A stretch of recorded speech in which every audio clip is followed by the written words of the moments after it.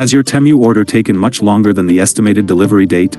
If you didn't know you might be eligible for compensation, you're not alone.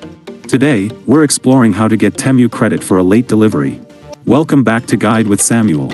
Let's break it down. Temu's buyer protection program often includes a guarantee on delivery times. If your order exceeds the maximum estimated delivery date, you can file a claim. Step 1. Check the delivery estimate. Go to your order details and find the estimated delivery date. Take a screenshot of this. If the current date is past this estimate, you have grounds for a claim. Step 2. Open a late delivery claim. In your order details, look for an option like Claim Late Delivery, Contact Support, or Help with Order. Explain that your package is late and that you'd like to claim the late delivery compensation credit as per their policy. And that leads to my crucial pro tip: don't wait too long to claim. There's usually a time window after the estimated delivery date ends during which you can claim compensation, e.g., 15 to 30 days.